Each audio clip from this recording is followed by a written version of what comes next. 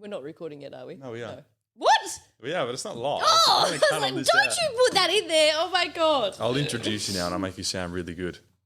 Oh, Jesus. Okay. I feel so awkward doing It introductions. is very, very weird.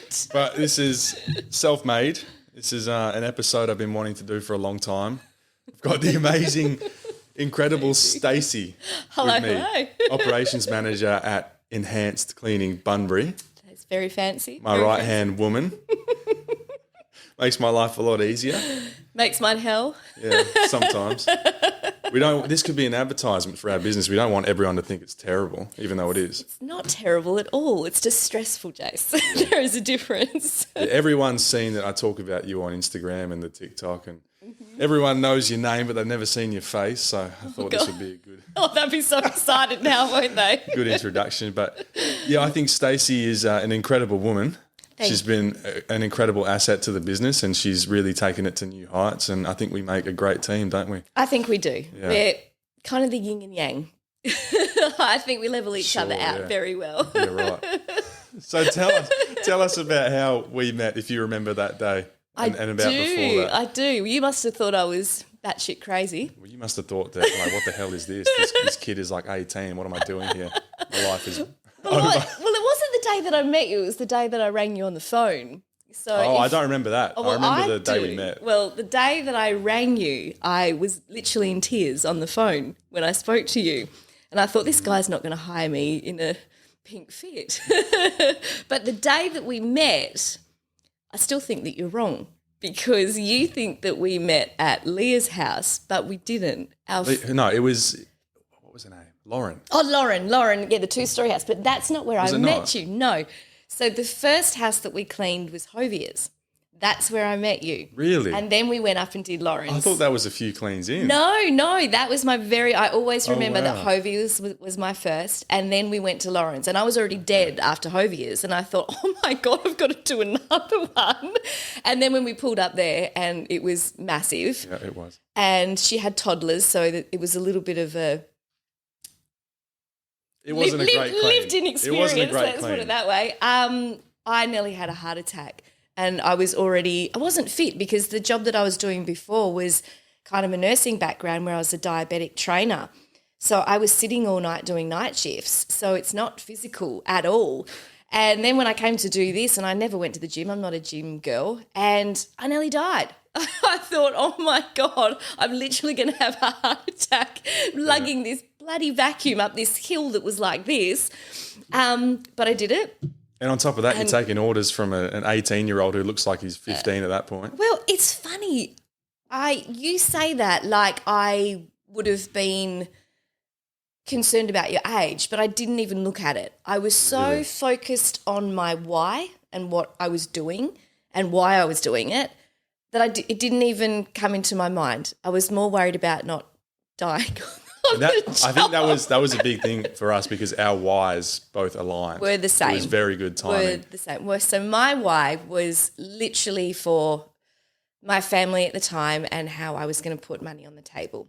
So the industry I was in was aged care and disability, and obviously with the mandates with COVID, it didn't align with what I thought was the right thing to do. And it was a crazy time. And looking back, the things that we would say back then, people would ostracize us for, and now today it's like everyone kind of agrees, but they don't really care at this point. Exactly. Some are too far into it. Some are happy with their decision. I don't judge anyone on their decision of what they did during COVID, but for me, it didn't sit with me. And there was no question. I was leaving that industry, and I was going to do whatever I had to do to make it work. And I literally started trolling on my phone, seeing what was out there. To be very honest, and I probably shouldn't say this, but I hate cleaning. But I say that in a sense that I hate cleaning my own house. Everyone hates cleaning their own house. But as soon as I saw the job, I didn't even flinch. There was just some calling for me to call you, and I did. Really? And the rest is kind of history. And then when I spoke to you and our whys completely aligned, I'm a little bit of a hippie, and I do believe in divine intervention and all the rest of it. And I think there was a reason why I called you that day. It does seem a little bit too perfect in hindsight. It was. Everything's worked out really well. And you were the first person I called. I literally, at the time that I was married, Wow. I had a discussion with my ex-husband. I came straight up, was in absolute panic mode, and yours is literally the first ad that I came across. Wow. So, I did not know that. Yeah. And you're my very first employee, and you're by far, I mean, everyone else is great, but you're by far the best. Thank you.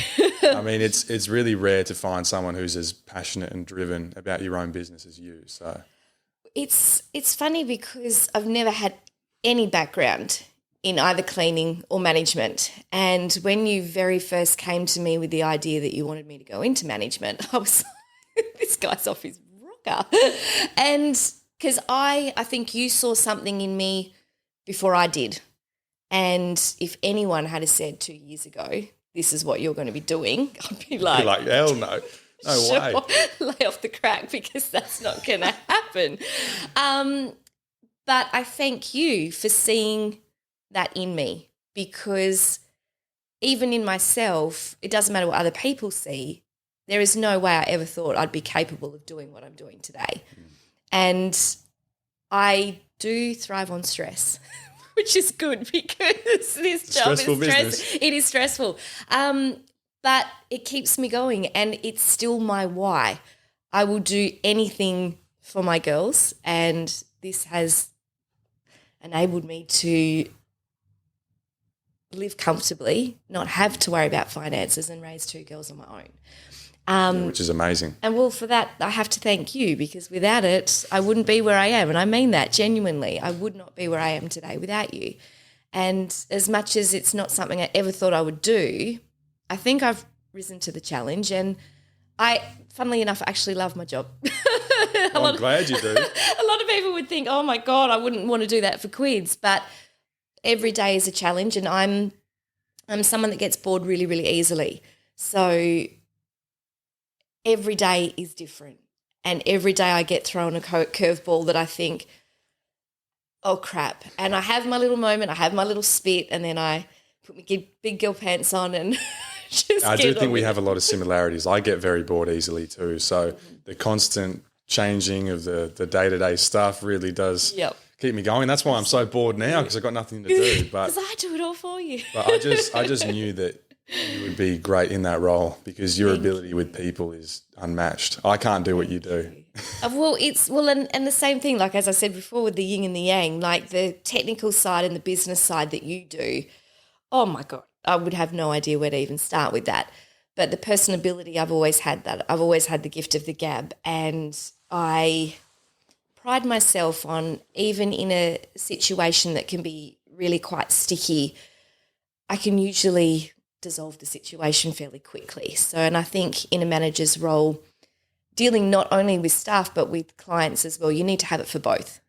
Because, as you know, our team is very diverse. Yes, very. Very diverse. And you have to be able to treat everyone on their own merit and their own individuality. And it's a bit like having children. Like my 2 girls, I discipline them completely differently, even just the way I speak to them emotively, like if one's having a meltdown.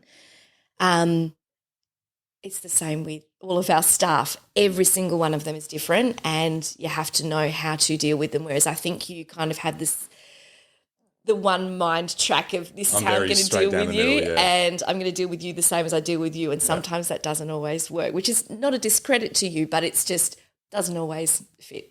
No, I'm very open and honest about how bad I am with people in HR. It's just not for me. I like to be behind the scenes doing marketing and systems and all that stuff. So it's not that you're bad at it. It's, I think, from a male perspective, you expect everyone to react the way that you would. And I'm a bit the same as well. Like certain things that our staff do, some of those things that have happened, I would never do that. So it really demoralises me, because I would never expect someone to react that way. Whereas you kind of have the one track, and this is what I'm going to say, and this is how they're going to act. And when they don't, it's like, what? Yeah, I take emotion out of the business to probably a bad extent. No, it's good, because as I said, you level me out, because as you know, we had a incident the other day where something happened on site and I came to you and said, can you please proofread my message before I send it? Because I'm too far the other way. Yeah. I am too emotive. So it's good that, you can bring me back and say, yeah, you're right with what you're saying, but how about you take this out because they're going to quit if you send that. Yeah. And sometimes it's the other way. You'll say it really, really bluntly and I'll be like, oh, you can't say that because we're going to lose that contract. So it goes both ways. Yeah. That was a lot of ramble, but you know what I'm trying to say. I was going to say something about that too. I don't know what I was going to say. I lose my train of thought. Sorry. I'm about to say, we're like Dory. It's like, oh, something shiny. But no, it's always a constant juggle with people, and especially with how many we have now. We've got like over 25 people. It's just insane. It is crazy. And I think with how fast, we're growing as well and so many people that we're putting on at once, like I'm going to be very honest, like 4 of them I haven't even met yet and I've already given them jobs and it's like, oh my gosh, I hope you're really nice people. And it is just such a juggle because, and also it's not just about personalities, it's about age. Like, we've got people that are in their 60s and like right down to people that are in their teens still. And they all come from different generations. So certain things that you would have a conversation with when you're working, if I was with my younger crew, is certainly not a conversation I'd be having with my older ladies. And it's a juggling act. And that's something you can't teach that. No. And I knew you always had that in you. So thank you. I was so keen to get you in that role as quick as possible, but I also didn't want to rush you into it. But you did. You did. We had a couple of, I guess you had like a day with me where I would do some quotes and you would be with me. Yep. And then I'd show you how to use a couple of softwares. But then one day I was like, okay, I'm just going to throw her in the deep end and see how she reacts. Because I figured things were going to happen, problems were going to come up, but I wasn't going to see them unless you were on your own. Yep. So what I did was, without telling Stacey, horrible. I booked a trip away for an entire month, and then I told Stacey that I was going to throw her right into the deep end with no real preparation. No, none at all. Let's be real. Yeah, that's, people always commend me for my business acumen, but, I just do things. You're very impulsive, but sometimes it pays off. And so, I figured that, you would struggle in a couple of areas, but we wouldn't see that unless we did that. And then you actually did really well, like way better than I was expecting. And that's not a knock on you, but I was like, wow, I didn't think it was going to go as well as it did. It was very surprising to me too because, Jason was very sly about it. Absolutely you were. And, you even said to me, oh, I'll be on the phone and answerable all the time. No, he bloody wasn't. And I was like, all right, I'm just going to have to figure this out. I think the only thing I really struggled with was learning how to schedule, and you hated me when you got back and you saw all of the invoice reminders because I'd done it wrong. But if you hadn't have done it the way that you did, I don't think I'd be as competent as what I am now. Yeah. I think it was very smart of you to do it the way that you did, because I don't have a lot of,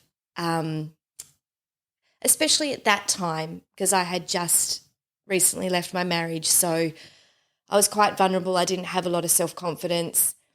And as I said, you obviously saw something in me that I couldn't see in myself. So if you had have just said, this is what I'm doing and you're taking over, I would have come up with every excuse under the sun not to do it. So for you to do that and for me to just be thrown in the way that I was, kudos to you, because it worked. As I said, we had a few little hiccups, but I never thought I would have been able to handle it the way that I did. I don't think you realise how well you did as well. I think you added $150,000 to the business in a month. And that's because I never answered the phone. I could not believe, you even said it, how much money was left on the table. And it's because you literally just don't pick up the phone and say hello. I know.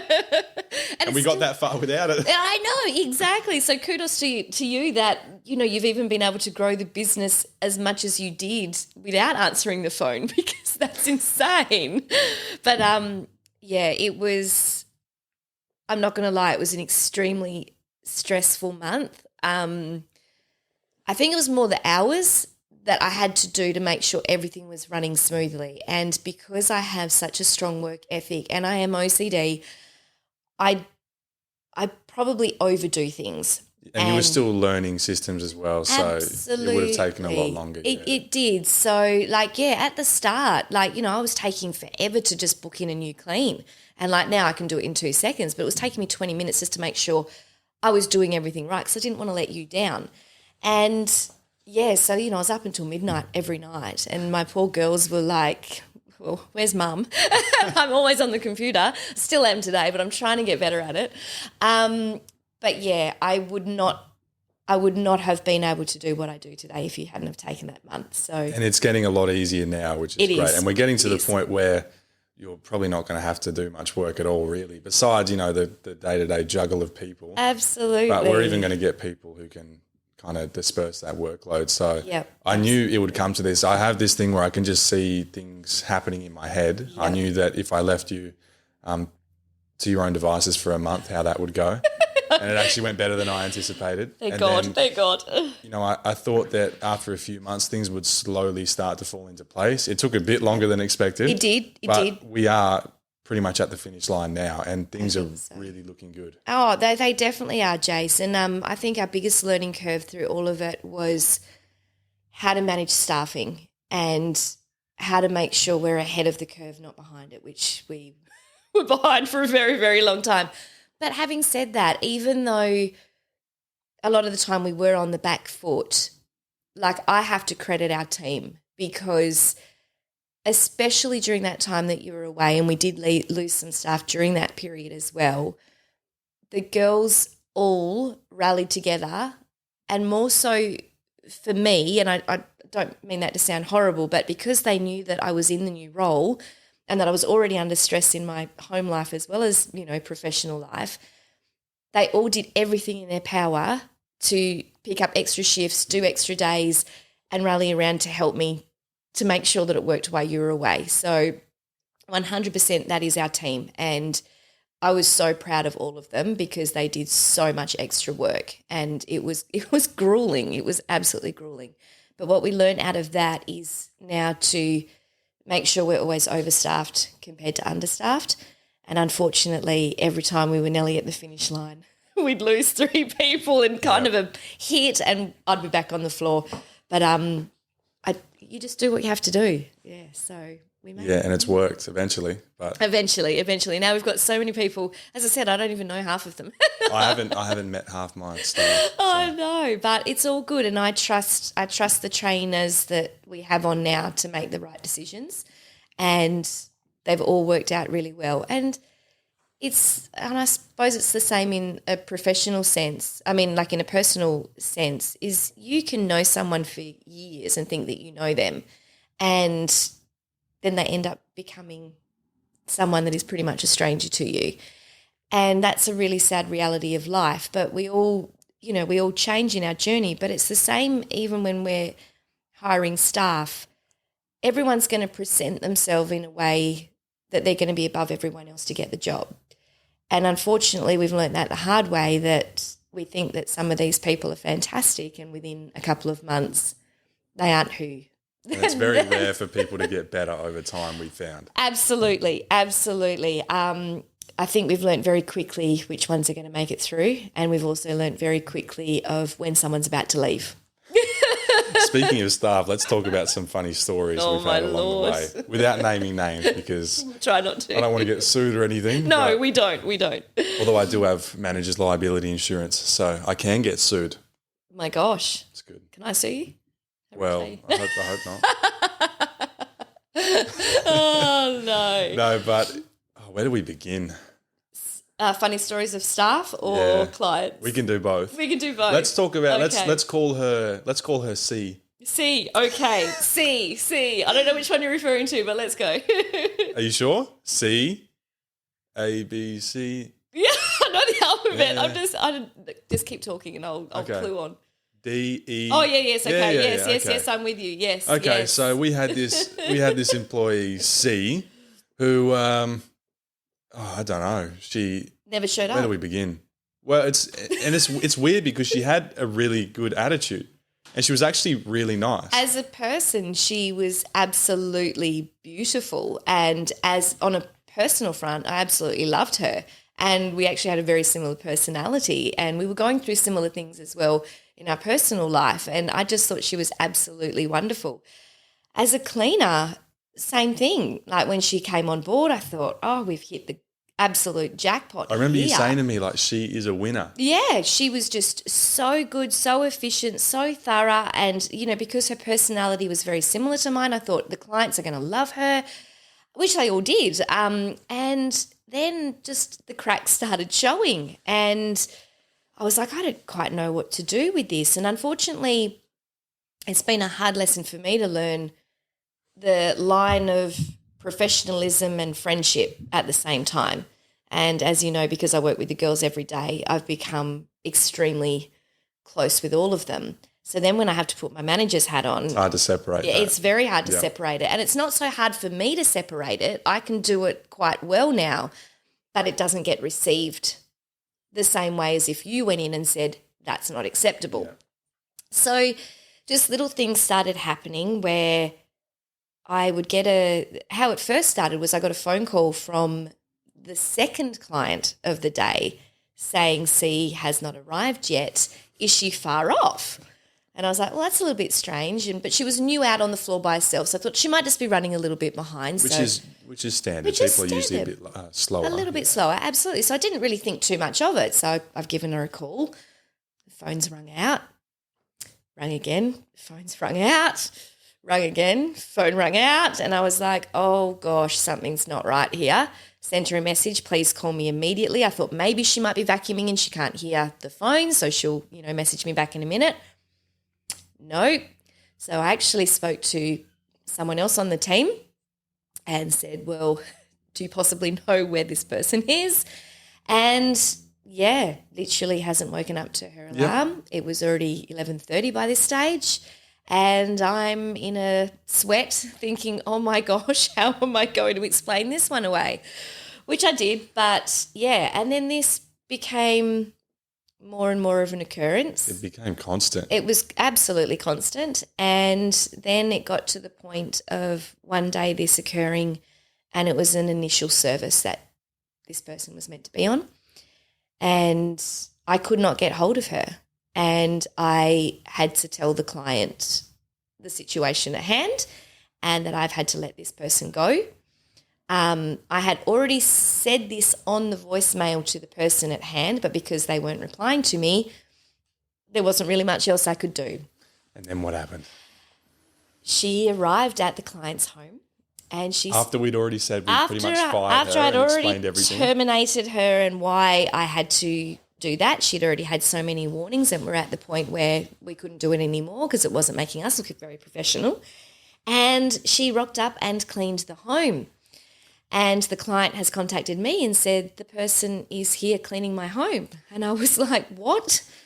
And then I got quite an abusive phone call. Well, it was actually a text message later that afternoon saying how unprofessional I was, that I had told the client that she was terminated before she even knew, which wasn't the case at all. But anyway, and it's just so ridiculous because, we had given her so many warnings, probably more than we should have. And that's just because we were understaffed at the time. Absolutely. And then, we finally let her go and then she just turns on us like that.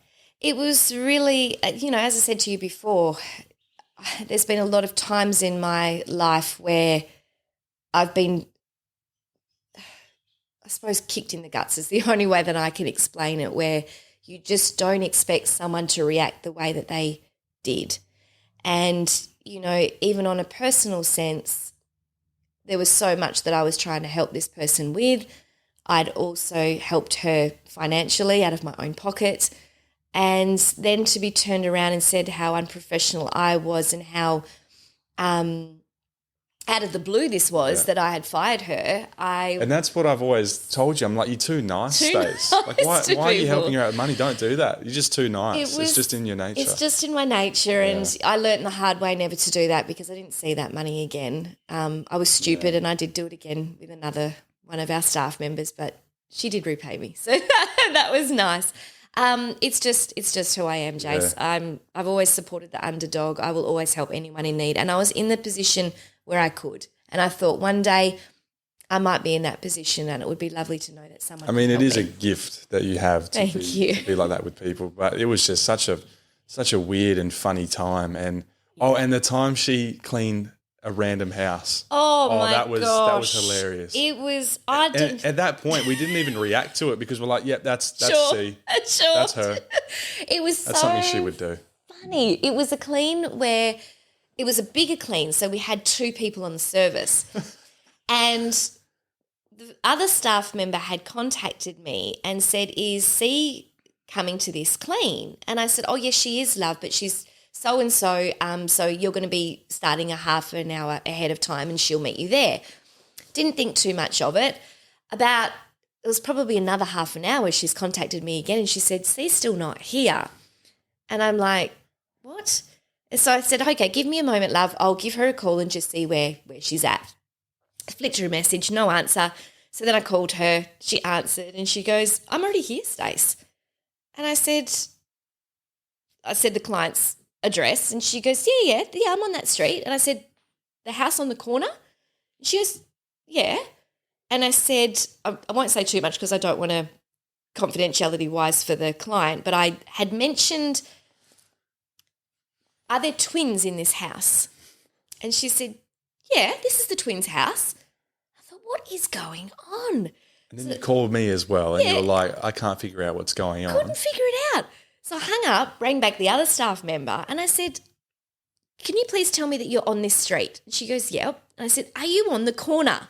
She goes, "Yeah." I said, the house with the twins. Yeah, and I said, "The house that you clean every Friday," because this person always cleaned there. She goes, "Yeah, same one, Stace." It's like something out of a horror movie. It was. And then I said, "The twins are there, right?" She goes, "Yeah." I said, "Oh my God, I don't know what's going on." So I always have two phones on me. I had both of them on both phones. And then C is telling me she's in the back bathroom. The other lady is saying, "Well, I'm in the front bathroom." I said, "Okay, both of you walk to the kitchen now for me." I kid you not, it was something out of a movie. It was ridiculous. They're both in the kitchen, but there's no one else there. And I'm like, I do not. It was like a parallel universe. I'm like, what the hell is going on? So it turns out we actually do have a client or 2 clients that live on the same street. One is on the far top corner, the other one is on the bottom corner of the street, and they both have twins. It was parallel universe, but it turns out that C was at the wrong address. And that was a daily occurrence with this lovely lady. Yep. And look, after a while, we just had to laugh every time it came up. It became a joke. It wasn't even even when we had our Christmas do and she was the last one to arrive, everyone laughed and everyone made a joke. I felt bad about that. I was looking at people and I was like, don't say anything about it. Don't say that. And they were like openly saying like, "Oh yeah, she's late." As usual. I'm like, what are you doing? Because everyone on the team already knew because they'd all worked with her and all knew that that's how that it worked. But I did feel a bit bad. It was a little bit unprofessional in that sense. But she laughed it off, and as I said, it was a joke after that, and she didn't seem to find that offensive. She didn't actually care. I talked to her about it, and she's like, "Yeah, no, it is fair. It is what it is. It is what it is." But as I said, in a personal sense, she's actually a lovely lady, and I wish her well. But it made for a very comical couple of months. It was hilarious. Sure. I'm actually glad that we had her on board because it made for some nice stories. Some good stories. And then she left and started her own business and copied everything we do.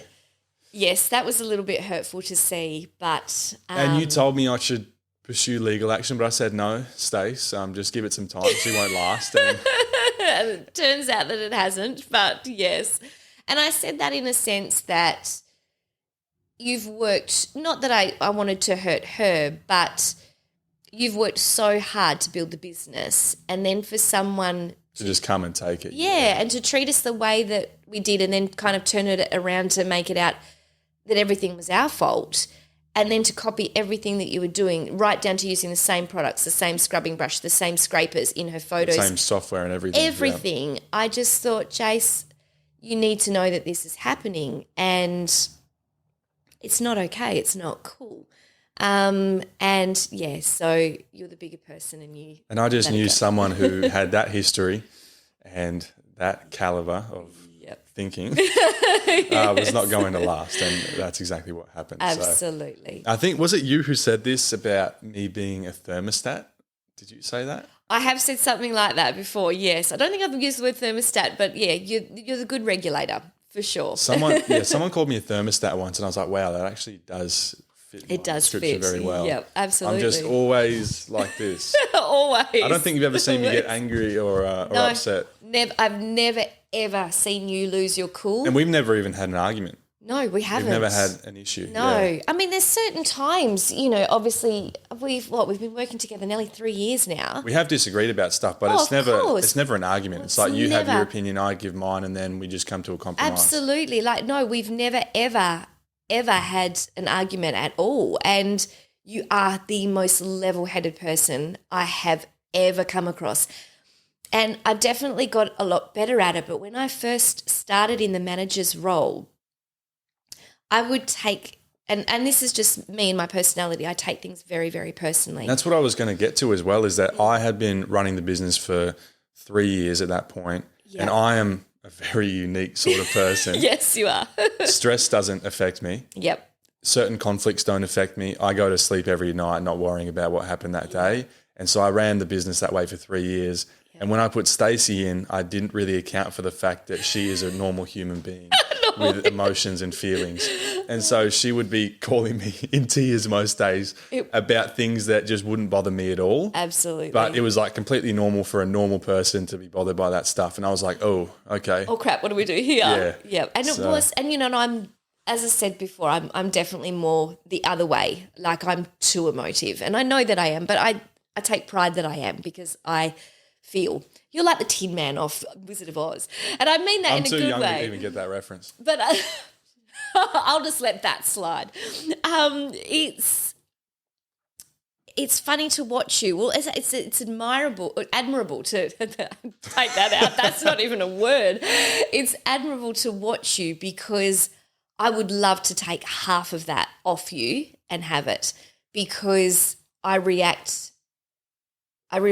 very, very quickly. So if something upsets me, you know straight away that it upsets me. But I have learnt since being in this role, and especially in the last year, because I've grown so much, I definitely don't get affected like I used to. Like, pretty much every day. It is like night and day different now. Oh, absolutely. And I knew that would happen. I knew, because I'd been doing it for so long. Yep. Eventually you just become numb to all the regular shit that happens day to day. Well, Elsie always laughs at me, because my new thing is, sure. So I used to get really upset when people used to ring in with really random things of why they couldn't work. Oh, we've had some ridiculous things. Oh, we'll get to that. We've had some very ridiculous things. But I used to be in tears. I used to get flustered. I used to feel sick, because I'd have to redo the whole schedule, and I'm trying to get the girls to school and they're going to be late. And then I'm like, oh my God, the first clean's coming and no one's going to show up. What am I going to do? And I used to just fruit out and be like, oh my God, what am I going to do? Now it's just, sure. And that's how I am. No. When I used to be managing the team, if someone would call in sick and I'm already understaffed for the day, and then I'm super understaffed, they would tell me, I'm like, okay, no worries. And then I just make it work somehow. You do. But at the start, oh my God, I used to just be in raptures, and I thought, I can't do this. And there were times, when I first went into managing, I was like, you need to just put me back on the floor. You need to find someone else, because I'm going to. And I did always try to reassure you that it was going to get better, and I did have a plan for us. Yep. And it's definitely getting closer to that plan.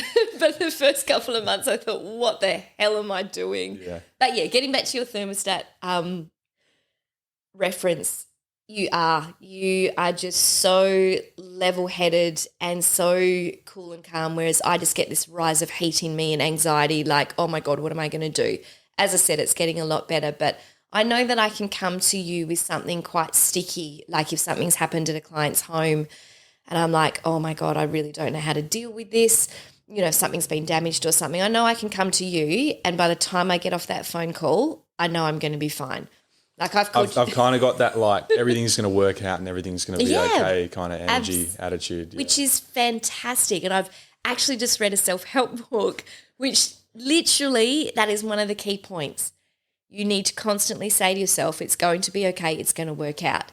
And that is what is going to happen. All we need to do is look at the last 4 years. You haven't been here for all of it, but, the first year I did, 150,000. Second year I doubled it, did 300,000. Yeah. The third year, which is where you came in and stepped into the management role, we more than doubled it. We did 700,000. Wow. And then now we're on track to do, 1.5 million. So we're constantly doubling. And if we think about something and we have a bad day and we feel like we're going backwards, we just have to look at the last year and it's like, holy shit, we've literally doubled the entire business. It's insane. And if we do the same thing every year, we're going to be in a very good spot. A very good spot. And it's so lovely to hear that because, you're so wrapped up in the everyday that you do. I don't really see the numbers and I don't see what I'm bringing to the table. So when you say that, we've doubled, we've tripled, whatever, the numbers are, it's so lovely to be validated to think, oh, thank God. And I always try to make sure you know how much impact you have. And I tell our assistant, Jessa, to always, share numbers with you. And I tell you about the KPIs every month. Which I still don't know what that stands for, but... But just seeing those numbers grow, and I know that it's all you now. I'm the one, obviously, who does the marketing and kind of puts that. But everything that comes after that is you. Thank you. So it's a terrifying thought. No, you've done exceptionally well. And thank you. My biggest fear now is trying to have to replace you if you were to die. So please don't die. Well, I might have to get life insurance on you if that's possible. I'm not planning on dying, but I wasn't planning on dying either, but we knew what happened recently. Well, yes, we should talk about that. We should talk about that, Jason. So, yes, I had to play mummy role for a little bit there. Yeah, so a few people would know I bought a brand new sports car. It was a bit of a fast car. I went from a Kia to that. And I actually felt bad when I bought that Audi. So why did you feel bad? I felt bad because my mum had a shit box. And so I had a Kia Cerato that I bought when I started the business, and I gave that to my mum because I felt so bad. And I took her crappy old lawnmower. The lawnmower, as Stacy calls it. And so after about 8 weeks of owning my brand new Audi, I was going home one night around 11 p.m. after a dinner. I took a wrong turn, was going down a straight stretch of road for, 3 minutes. And then for some reason, without warning, the road just turns to unsealed. And I remember it very vividly. The car started to slide. Oh, and then that's kind of where my memory's gone because I was knocked unconscious. But in that moment when my car was sliding, I actually remember saying, "Oh shit, I'm dead." And it's funny because I said it so calmly. I said it so calmly. Your thermostat, I'm dead. I never overreact. Actually, that was a massive underreaction. But even in that moment, I'm sliding, going. I'm dead. I'll say how fast I'm going. So I was going 178 k's an hour, which people don't know, but it was dumb, and I would never do that again. I hope you won't. But in that moment, I literally said to myself, "Oh shit, I'm dead." My God. And I thought I was about to die. I'd be vomiting and having a panic attack, and I'm dead. And I had no idea I was going that fast. I thought I was going a lot slower, and then the investigators looked at the data in the car and they told me that, and I was like, "Oh my God!" In a car like that, you wouldn't even realise. Yeah, it doesn't feel like it. But then I woke up in the ambulance. I think it must have been an hour after because my car called the ambulance. I was in the middle of nowhere. Lucky you had that mechanism on your phone because you would be dead. Yeah, the car, as soon as the airbags go off in these new cars, they call the ambulance because I had a massive gash in my head that I would have probably bled out from. Oh. But I woke up in the ambulance. So first thing I think is like, oh, I'm alive, I think.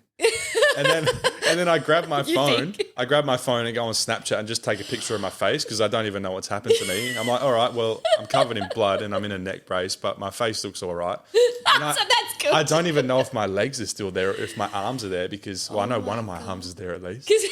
And it's the right one, which is good.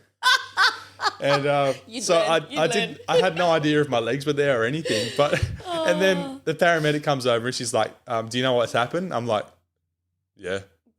Yeah, think it did. Like, yeah, it crashed. And she was like, she tried to console me. I'm like, "No, it's all right." I was like, "Am I okay?" She's like, "I think so." And I was like, "Well, all right." And then she's like, "Do you want to call anyone?" So I said, "Yeah, I'll call my mum or my dad." I'm glad it wasn't your manager. I called my mum first, and she didn't pick up. So nice work, mum. I called my dad, and then I was like, "Hey, Dad, I just got into a car accident, but it's all right. Don't worry, I'm fine." And then the paramedic jumped in And she was like, yeah, don't worry, he's okay, because I sounded way too calm. Way too calm. And he can hear like probably sirens and stuff. Yeah. And then, I got taken to the trauma ward at Royal Perth Hospital. And this is a Thursday night, so we're supposed to be working the next day. Mm-hmm. And then, I don't really remember much because I was just out of it for so long. But how did you find out about that, and how did you react? It was absolutely crazy. I'll backtrack just a little bit.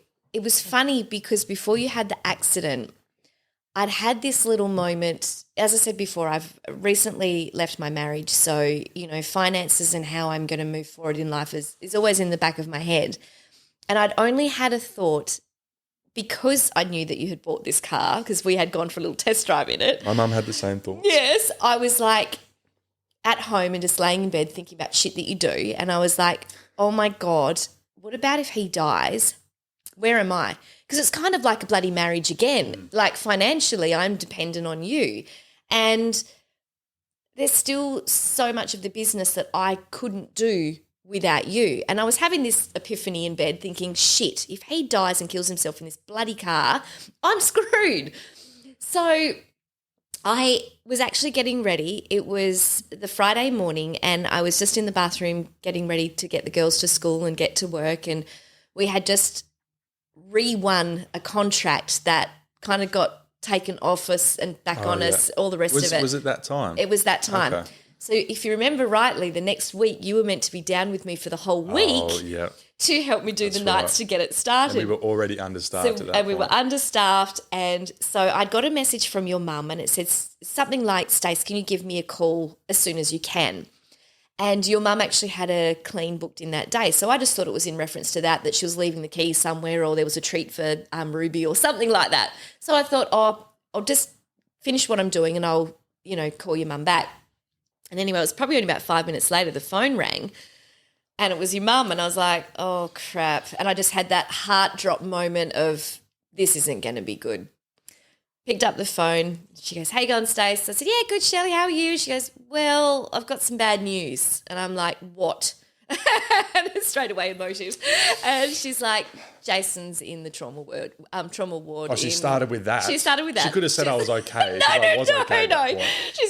He's in the trauma ward at Royal Perth. Jason's had an accident. Actually, no, I think she started with that. Jason's had an accident.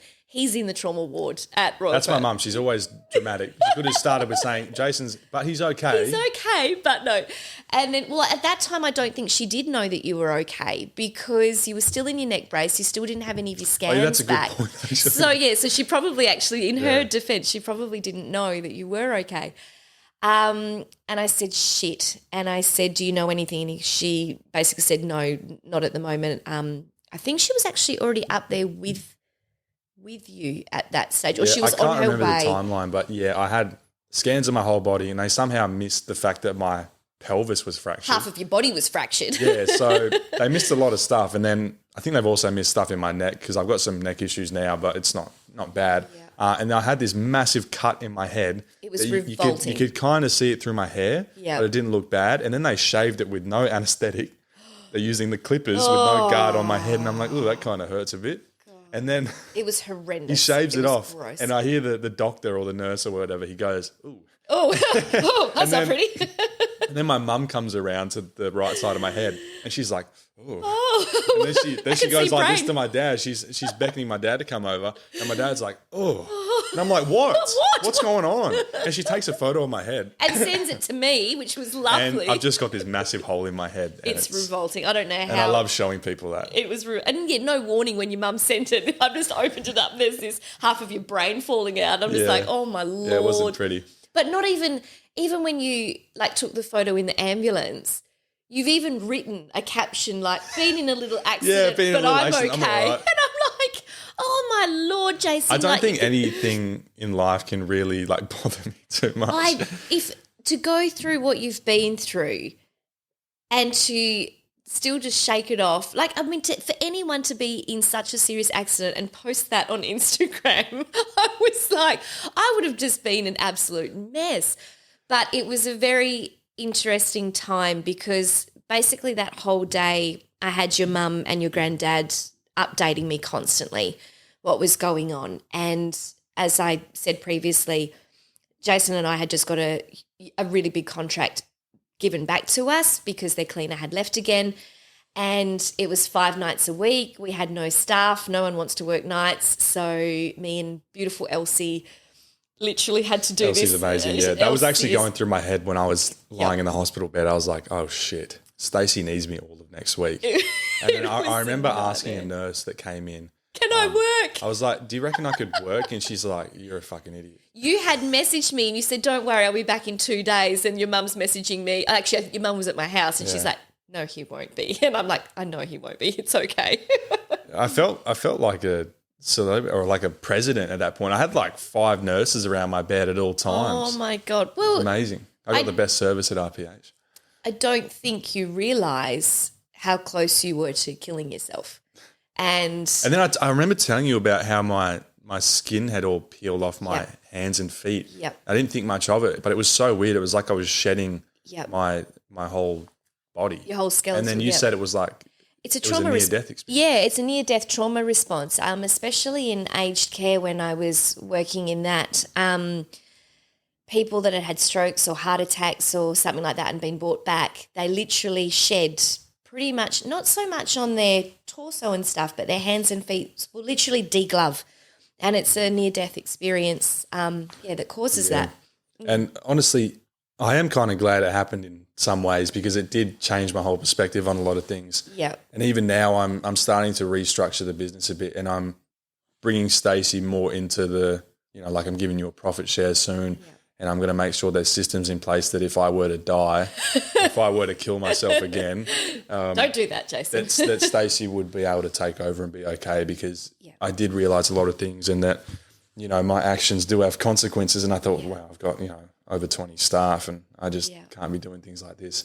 And, even on the night I wasn't trying to be stupid, but I was definitely being careless. And it's a miracle that I didn't die or let alone become paralysed. How you walked out with only what you have is incredible. And I went to the club a week later for my birthday on crutches. You're a twit. With a massive, As it was your birthday. That's right. I do remember that. Yeah, it was, I think it was the 18th of April I crashed and my birthday was the 29th. I was like, I'm not missing. No, you still went out. You still went out. Went out and drank a bit. So, that was fun. But, it was a massive learning curve for me and it's definitely changed my view on a lot of things. And absolutely. I'm going to be a lot more careful and also more organised in the business so that, Stacy isn't left in the lurch because that would have been bad. A lot of people would have been out of a job.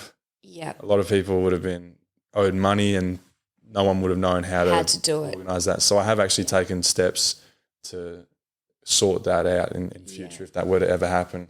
Because lots of things can happen unexpectedly too. Well, that's it. I mean, yes, as you said, you were being careless, but, you had no intent of hurting anyone or yourself. But, I mean, it could be as simple as, Just to clarify, I did not hurt anyone else. No. I was in the middle of nowhere, No literally middle of nowhere. So if my car didn't call the ambulance, I would have definitely You would have been dead. You would have been dead. But I didn't hurt anyone else. And I didn't damage any property besides a tree. And your car. Yeah. Your very expensive car. Unfortunately. Yes. But, as I said, as we were coming here, I got T-boned on the roundabout and it was no fault of ours. They literally ran the roundabout. They were slowing down. I could say they were, and then they just fanged it and took us out. Accidents happen all the time and, we don't know what's around the corner. And it was a big wake-up call, not just for yourself but for me, because I don't know if you realise, but a lot of people on the team who knew what had happened, like I didn't say in depth what had happened, but I'd let the team know that you were in an accident, not to contact you. But I think they had the right to know as, they will care for you. I mean, you're not just a boss. And, a lot of them said to me, Stace, what happens if he dies? Because at that time we really didn't know what was going to happen or if you were going to be paralysed or if you were going to sell the business because you were incapacitated. Like we didn't know. These were all things. We've got a lot of single mums on our team and they were all kind of thinking the same thing as me. Shit, what happens if Jason folds the business? It's the first thing my mum said to me. When I told her, she said, Stace, are you going to be okay? And I said, I don't know, Mum. I really don't know. It was scary. And also because I had that in the back of my head and then the stress of trying to organise what the hell I was going to do for the next week because you were going to be my right-hand man to get that job up and running. And I was like, somehow you got it done. All kudos to Elsie. If I didn't have her during that time, I wouldn't have been able to make it work. Yeah, and Elsie's great. She's one of our supervisors and lead trainers, and she's just amazing. She's got a work ethic like Stacy's, and she has the same sort of attitude. And I think that's very rare. It is very, very. We've hired over 150 people at this point, and there's just not many people like that. So when you have people similar to that on your team, you want to hold on to them. Absolutely. I keep telling Stacy I'm not letting her go anywhere. I'm about to lock her in for another 5 years and throw some more money at her. So. As long as it's not pregnancy, Jason. But getting back to Elsie, I want to say that about all of the team. Elsie is kind of my right-hand man. Like I'm yours, she's mine. You have to have someone that you can bounce off and throw things off. And because I see Elsie the most, because she does the most hours, she really was the one that propped me up, and she had the availability to. It's not to say that the other girls didn't want to help me out, because that wasn't the case. As I said, during that time, especially like when I first came into this role, everyone on the team was such team players and all had my back. But for this particular scenario, Elsie had my back 100%. Yeah, and that's the thing. The business has always done really well financially. We've always been able to get customers. I've been really good at the marketing side. But absolutely. For both of us, it's been our first time managing people. Oh, absolutely. And so there's been a lot of issues, and it's been hard to adjust to it. We're finally here, and it's taken that long. Yep, but exactly. We're there. Life does happen. It happened to me. Yep. And it happens all the time to our staff. We get, things that just we can't account for. Yep. And exactly we do have to, it's something you can't teach, and you just need to use your own judgment. And I think you do a very amazing job at that. So thank you. It's getting easier. It's getting easier. We hear a lot of funny excuses too, which I don't know if we want to get into, but it's just ridiculous. And you will get that as you grow a team. You're going to get you're going to hear so many funny things, and you sometimes just want to rattle people and say like, what the hell are you talking about? Exactly. Just smack some sense into them. But you can't do that. No, you have to be professional, and you have to swallow your pride a little bit. Yes, you do. And, I'm learning that the hard way too. I don't have much of a filter, as you know, and I sometimes say things in the heat of the moment that could very much get me into trouble. It also works really well for you, though, because you have such a strong rapport with all the team members. I do. Much more than I could have ever done. It's hard for me. I feel like it's always been hard because I'm a 23-year-old guy. Yeah. And I have, 25 to 30 employees, all female, your little harem. all older than me for the most part. Mums. I can't. Except for me, I'm a little bit younger than you. Yes. 22. It's hard for me to relate to them, first of all, but it's even harder to, create like a friendship dynamic. Absolutely. So I think it's perfect what we have now, where you're friends with everyone while still being their boss. And then I'm also, I'm friendly with everyone, but I wouldn't say I'm friends with everyone. Yep. Which is, I think it kind of needs to be, because as I said, when there's times where they're not, and I know that it doesn't come from a place of disrespect. It's very hard for them to, when I do come in as, manager Stacy, and like, that's not acceptable, you need to lift your game. They still see me as friend Stacy, and sometimes some people take it on the chin beautifully and they're like, no, awesome, Stace won't do it again. Whereas others take it personally, like me as their friend is telling them that they're not doing it. And whereas if I told them, I would get a very different response. Very different response. Yep. Yeah, so that's been interesting navigating that too. Yep. But I think, the dynamic we have is really, really good, and it works well. I think it does too. And I think going forward, we have everything in place now, and the next 12 months are going to be really easy, and we're going to really, take this business to new heights, and it's going to be exciting.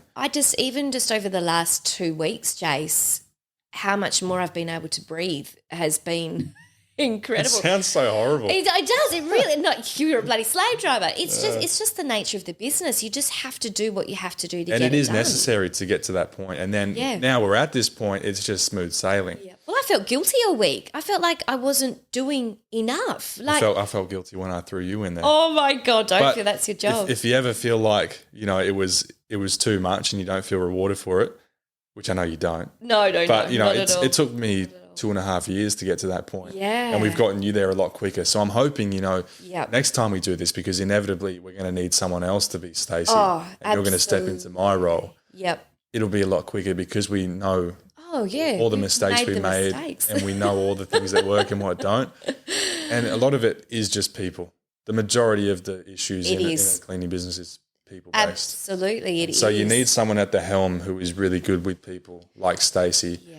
and can empathise with people, but also be a boss. And that's something that I just couldn't do. It is. It's a hard line because, as you said, I'm probably a little bit too nice in some instances, that's just my personality. I can't change that. But I've definitely learnt to be able to get a message across without coming across as a boss. And you being too nice has been negative in other aspects where, with certain clients, yes, they mistake your niceness for you being interested in them. Yes. And there is one that I knew this was going to come up. Sticks out to me, who I don't want to say his name because he's got a very unique name. Yes. But I know you know exactly who I'm talking about. Yes, I do. So we do a lot of NDIS work. Yes. And there was this lovely little fellow, so I thought, who lived in a little house on one of the main streets in Bunbury, and he had some funding for some cleaning. And I think and other things. And I went in and did the quote because this is back when we were a lot smaller back then, and so I did all the quotes. And I go in there, and he's really nice. He greets me and asks how I'm going, and then his support worker comes in, and while we're sitting down just talking about the frequency and what time and day we're going to do the cleans, his support worker just makes some random comment about him having strippers over, and I'm like, okay, interesting. I didn't know that bit. And then he laughs about it, and she talks about how she's going to the beach for Christmas or something, and then he makes a comment about seeing her naked. He's like, "Oh well, can I see you without your bikini or something?" I'm like, my "Okay, Lord. well that's really interesting. I've never seen this happen." And I walk around the house and I start seeing some really weird stuff. I see photos of strippers and I think prostitutes and And then I asked him about it. He's very open about it. He's not shy. I was like, what's all this about? And he says, something. I think he said he was a male stripper at one point. He was. And no offense to him, but I can't imagine that. No, I couldn't either. Yeah, so look, I didn't think much of it because at the time I was a bit naive and I didn't understand the system well. And I thought, he's got a support coordinator. She probably keeps him in line and makes sure he's okay and doesn't, do anything weird with people. Yeah. So weird with people. I sent Stacy in to clean this guy's house. Thank you so much. And Stacy being Stacy was just nice to him. That's all it was. She was just nice to him and, asked him about his day and all that sort of stuff. And after a while, he began to get really weird. Extremely. I think he asked you for your number. Yep. After a while, I went to go clean his house once because I knew you were starting to get uncomfortable. So I said, all right, I'll do it. And then after a couple of weeks, I went in there and I see this little gift basket.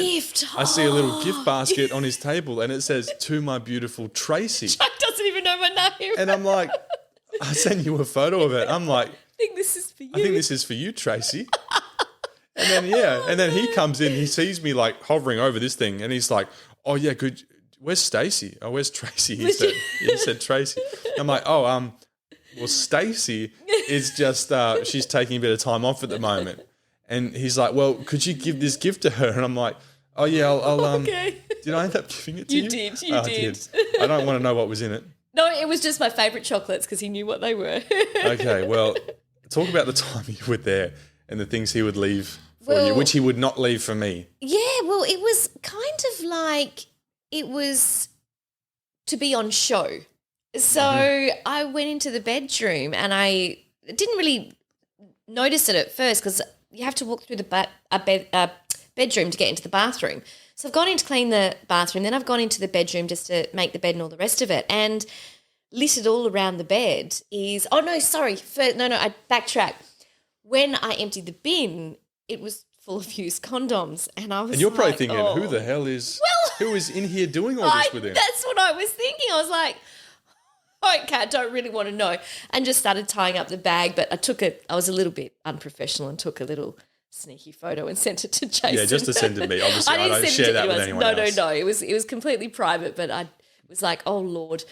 And we have to do that to keep sane sometimes. We have to share you- experiences because otherwise we just go mental. Oh, absolutely, you do. And as I said, didn't go any further than Jason. But then when I walked into the bedroom, there's used condom packets and condoms all around the bed as if it was, on show. Yeah, it's like he's saying, like, this is what I can do. Yeah. Look at me. And it was very uncomfortable. But even when I was there, on his laptop, there would be pornography playing just while And this is all stuff that he would never have out on display when I was cleaning there. None of this. That's why I was so blindsided when Stacy told me about this stuff, because I knew like he was, a bit different. Absolutely. But I had no idea he was being like this because he was never anything like it with me. He would just let me clean because obviously I'm a big guy and he's not into that. Let's hope not. poor Stacy, because of your niceness, you do cop it. And a lot of it's not just him. Like, I've had other instances where I have been propositioned, and my nature is just friendly, and sometimes it gets taken as flirting. So there's always an interesting story. In the 4 years I've been in this business, I've never had one customer proposition me. I can't and I'm a bit jealous. it. Sorry, Jace. Sorry, Jace. I'll give you their numbers. You can have them. Well, if they're men, then well, they might. You never know. You never know, do you? You never know. But yeah, it makes your day a little bit more fun sometimes. And it really opened my eyes to what women have to go through as well, because you really aren't. You aren't inviting that. No. But it just comes to you. And I went to this. You're scrubbing a toilet, for God's sake. That's not sexy. And there was one office that we cleaned that I went to with you. Yes. And we were in the break room there, and just seeing the guys that just stare at her, and even some of them will walk past and make really, really obnoxious comments while there's other people there watching. It's like, what the hell? Yeah, it's the norm. And it's not something I ever thought about, but yeah, women have to go through shit like this. Yeah. And you do have to be careful. Like, with the person in question, it did get to the point where he was making, comments that had a little innuendo behind them. And I was like, I'm actually getting a little bit uncomfortable with this. Yeah. I knew there was no threat because I could outrun it, but like outrun him, that sounded terrible. Sorry, that sounded terrible. I didn't mean that like that. He was like confined to a walker and a wheelchair, but yeah. Yeah, and then as soon as it got to the point where Stacy was like, I don't feel comfortable anymore, I just got rid of the client. Yeah, absolutely. And we have that today where, we have so many staff, it's inevitable that we're going to get some odd people. Yeah. And we have had that, and we've had to cancel cleans, and we've had to get rid of clients because the cleaners just don't feel comfortable. And I've always said that to the girls, right from the start of training. If you ever in a home where you feel uncomfortable, it may not even be a sexual thing. It might be something that's illicit or, just a weird vibe that you get being there, or you may know them from your past, like be honest with me. Come to me and say, you're feeling uncomfortable there, and I will make sure I put someone else there, or if it's something to really be concerned about, I'll pull the job. Yeah. So, but it needs to be. And, Jace, it is a sad world that women do have to be careful, but it is the reality, unfortunately. Yeah, and I've learned so many things, after working with so many different women. I really have a new perspective on what women have to go through, especially mums and what their day is like and managing that. And then also, in your case where you're just, nice to people, and a lot of people can mistake that for you being interested in them, particularly with males. And it's just not something that I've ever really thought about before, but working with so many different women has really given me a new perspective on what they go through. And so it's made me more understanding as a boss and even just as a friend. Yes, absolutely. And that's a really lovely way to put it. And, it's even to the point, back with training, like the girls always message me and say, what do I wear? And I literally have to go to the lengths of saying, please don't wear scrunch bum leggings to work or a low cut top. And that's, number one, that's a professional sense, but it's also because I don't want them to be put in a position where they're being ogled. Yeah, like and I shouldn't have to say that, but I do.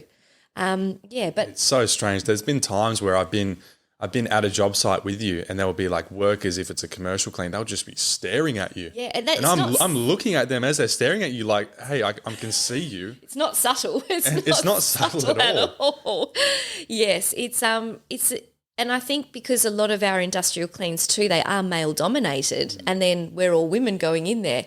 it's going to invite certain situations you don't want to have happen. And then sometimes we put ourselves in that position, but we won't go into that. Oh, yeah, there's, when you've got lots of males kind of intertwined with females in a workplace. Yep. Things happen. Things happen. We've had some staff who have had, things with indiscretions. Clients, indiscretions. And we leave that to the people. It's up to them. But it is, but we do have rules in place as well to protect ourselves and them. But at the end of the day, they're adults, and if obviously, just don't do it in the office, and don't wear your uniform, and don't record it, especially if you're wearing the uniform. Exactly right. So these are adults we're dealing with. So adults are going to do adult things. Well, exactly. We're all human, and it's not like it doesn't happen in other workplaces as well. And look, I'm 23, and I feel like I've had the experience of someone who's 60, just with all the things I've had to go through and learn about. And it's I don't think there's many other people my age who have had to kind of go through all of this. God, no. It's really interesting, especially when I speak to people. When I speak to other people my age and I talk about what I do, and there's just such a disconnect.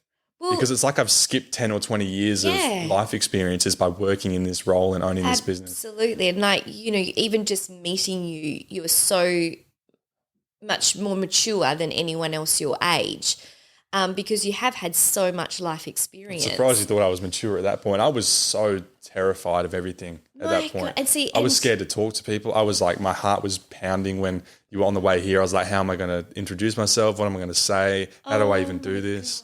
Well, I was the same way, but that's just because I just didn't want to die on the job. But you never, ever come across that, and you always come across so confident. And like even seeing you when you were on I don't know the name of the TV, the world's fastest cleaner, and the project. Like I felt physically sick when I was going on the project, and then I tell people that, and they're like, "But you seem really confident." I was like, "Yeah, I've got pseudo confidence. Yeah. I've got fake confidence." Oh my God! But you would never have picked it, and poor Jason having to hear what I had to do before I came here. I'm terrified just to do a bloody podcast, never alone go on national TV. We're over an hour in. Can you believe it? Oh my God. Well, that's us. We talk all day long. So that's why I wish we could have done this for 6 hours, but I know you've got a family and a life, whereas I don't.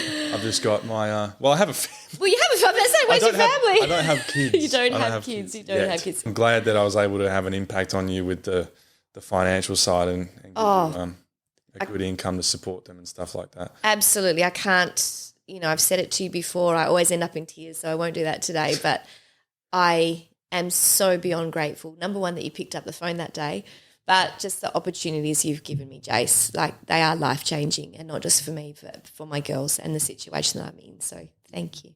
Thanks for trusting me with your business. My God. Well, I'm glad you're here, because I don't know, in hindsight, what I would have done without someone like you. I would have just had to stay in Bunbury, keep doing what I was doing, and sure, I still would have, ended up here. But Stacy has given me so many opportunities by allowing me to take time out, like, going on TV, doing all these things in Perth and all kinds of stuff. Yeah. And it's like, I'm really appreciative that she's done that for me. And I was getting to a point where I didn't really know why I was even doing the business anymore. Like, I was making good money. Yep. I had no idea what my why was. Yep. And then I started to hire different people, and people have their own lives and their own stuff going on. Yep. And then when Stacy came to me one day and told me that, she was leaving her marriage and, she didn't know what she was going to do, it wasn't long after that I put you in your role and gave you a massive pay bump. Massive pay bump. And then I realised, like, wow, this is a really amazing opportunity I have to impact other people and help out. And that's what really gets me going these days. That's what my drive is that I can have an impact on other people. Because at the end of the day, the numbers are on a screen. It's just going up and up. And it's like, it doesn't really give you any purpose or any fulfillment, but helping other people out and having an impact certainly does. Oh, and it's amazing. And I don't think you give yourself enough credit that I don't even know how to explain this, but you know what you've done for me and my family, and I'll be forever grateful for that. But it's not just me, it's every single person on this team. Like, you look at Elsie and Sienna. We've got this gorgeous little, she's not even 16 yet, year old, that is on, $31 plus an hour. And even her mum, Elsie, Elsie had some time off in hospital. Yes, and she was so unwell. Yeah, and when she was in hospital, because I value her so much as a team member. Even when she was in hospital, I was still sending her pay slips when she wasn't working. And I didn't think much of it because for me, it's just, sending money from the business. I don't really care about that. Yeah. But then she sent me the nicest messages and she was, really, really grateful. Yep. And for something that isn't such a big gesture for me, to other people it is. Massive. And that's putting food on her children's tables. And I felt really good about doing that. And so, I really appreciate the opportunities that I have to give to other people as well. Beautiful. And we've got other people on the team that are now in the same position that I was in, and I don't think you realise the impact that it has on them. And and getting back to Sienna, she's this young, gorgeous teenager that's now just over the last school holidays has been able to save enough for a car. Yeah, that's amazing. That's huge. How many 15-year-olds can say in one holiday have saved enough to buy a making 3 times more than any of her friends. Any other teenager, exactly. And, and that to me is a reflection of, you've done that because Elsie is such a wonderful team member that, you've done that, because of her. We could have just put her in on $17 an hour, but and I also trusted Elsie's judgment when she said, this is my daughter and I trust that she's good.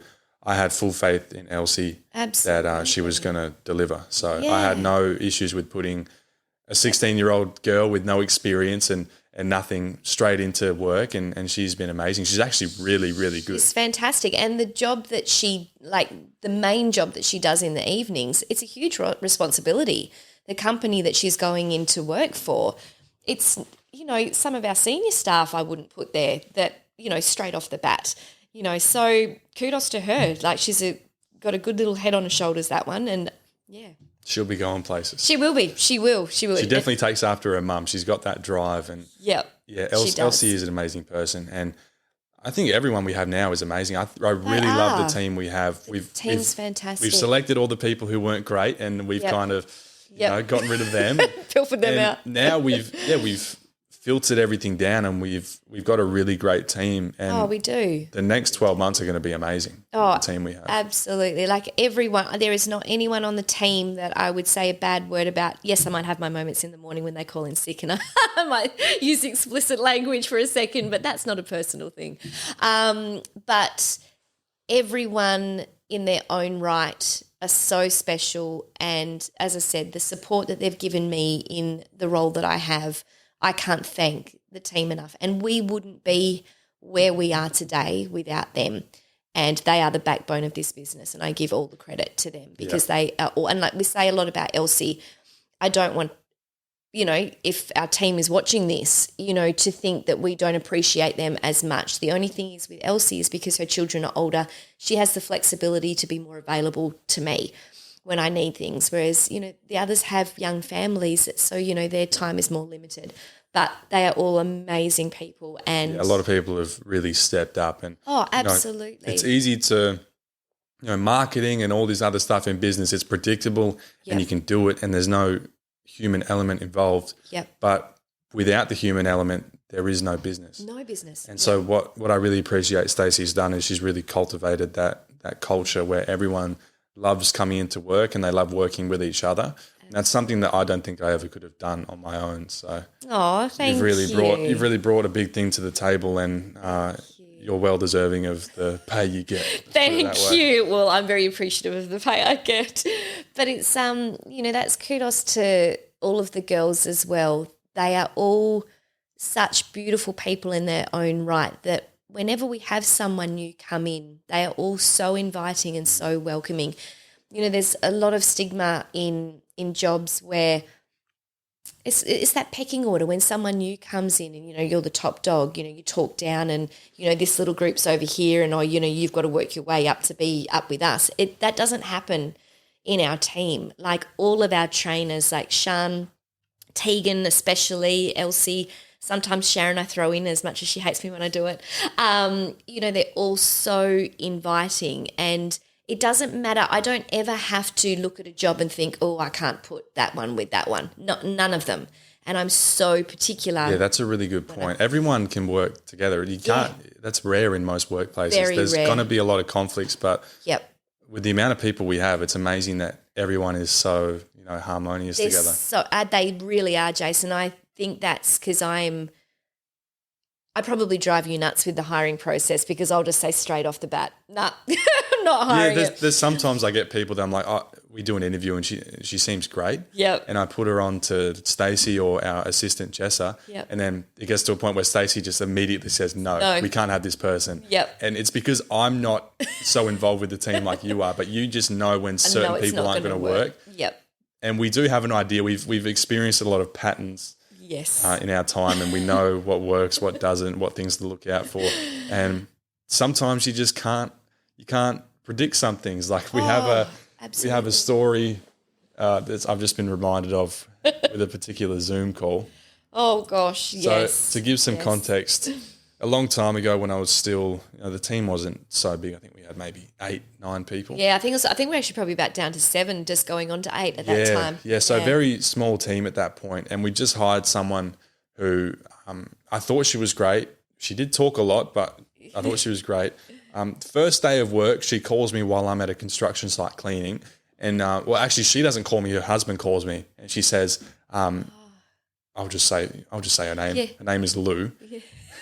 Her husband calls and says, "Lou can't come into work today." And I'm like, "Oh, okay, what's going on?" And he goes, "Oh, she's injured her knee and she's really, disappointed that she can't come to work, and she is sad, but she can't come in." I'm like, "Oh yeah, that's okay." And he's like, "I called you because she was nervous to talk to you because she didn't know how you're going to react." I'm like, no, it's okay. Don't worry about it. Just come back when you're ready." Yeah.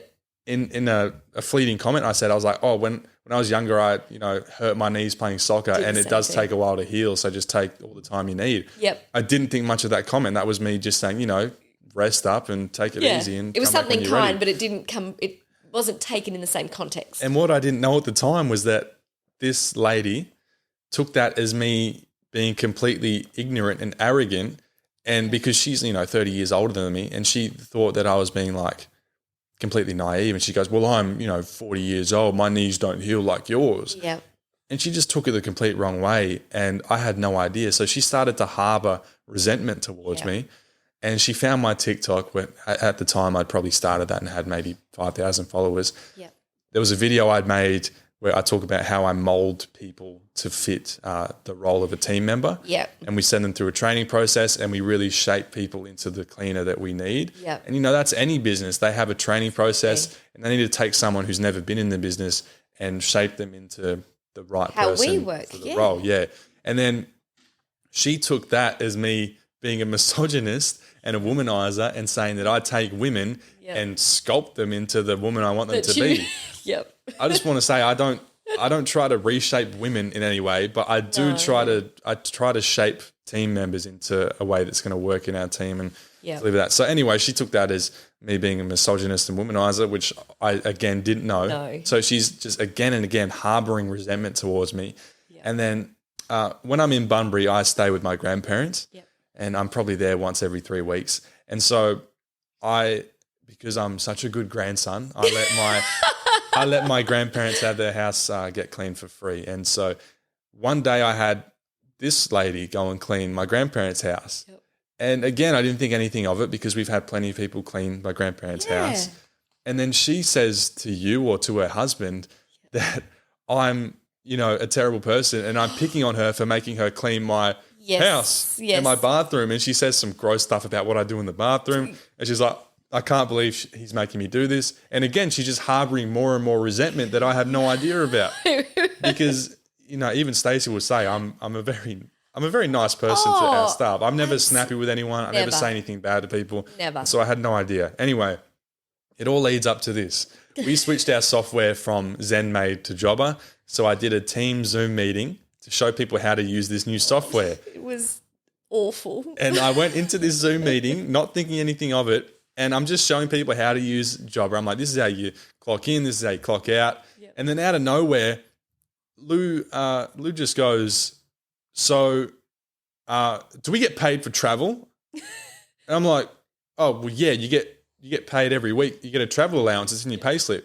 And she's like, "Well, I live in Australian, and I have to go all the way to Dalyellup. Why am I not getting paid for that?" And then I was like, "Oh, okay, interesting."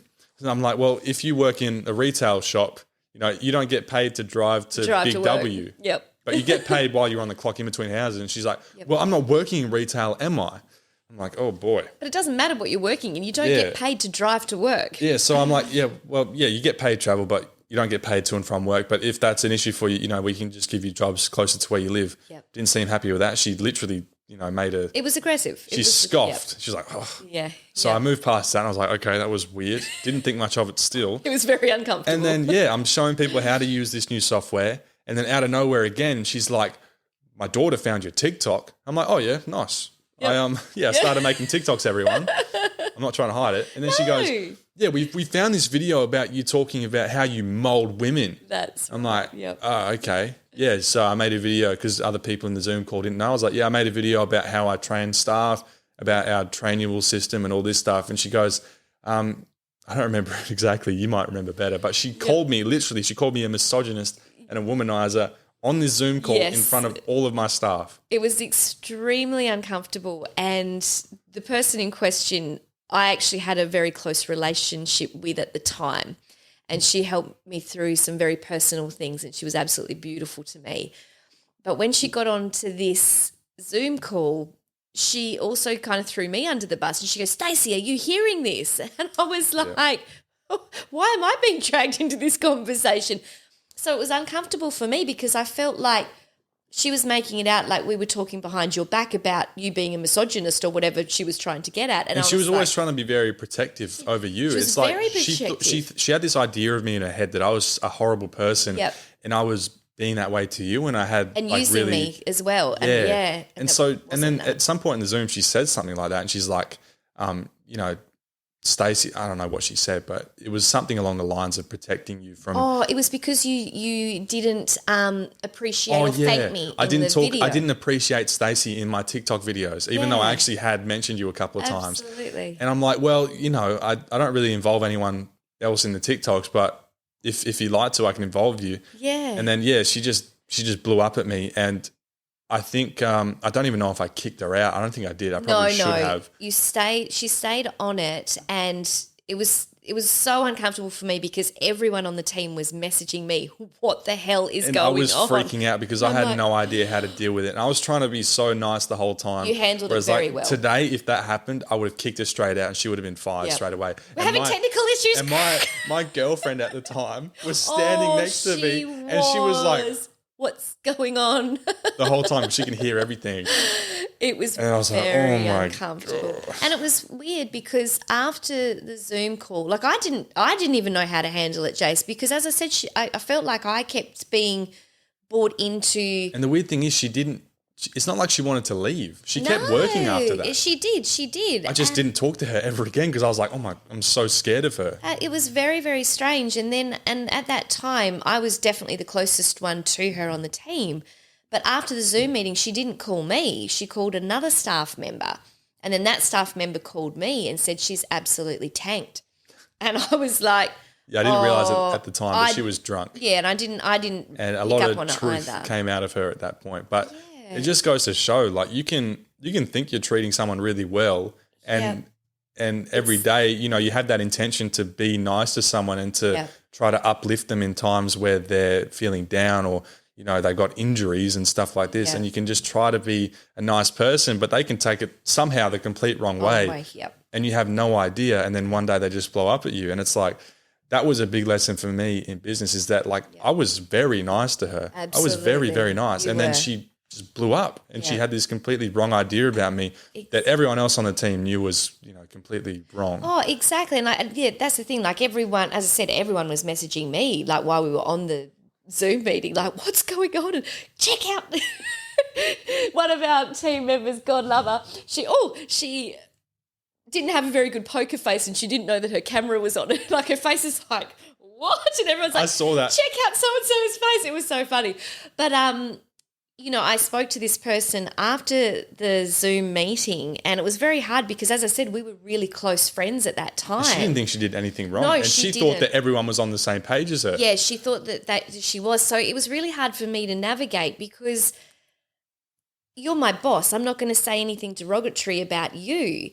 But she was my friend. So at the same time, I was trying to have a conversation with her that sided with her. But it was a really awkward position for me to be in. Yeah, it would be. And then I was trying to, prop you up and say, that's actually not what he meant by that. But she wasn't hearing it. She had already made up her mind. And you can't ever change someone's perception of what they see of you. And unfortunately, with whatever she was going, what's happening in your own personal life can sometimes shadow your perception of someone else. Yeah. And unfortunately, whatever she was going through, she just had a completely different way of seeing you that wasn't the truth, but it was her truth. Yeah.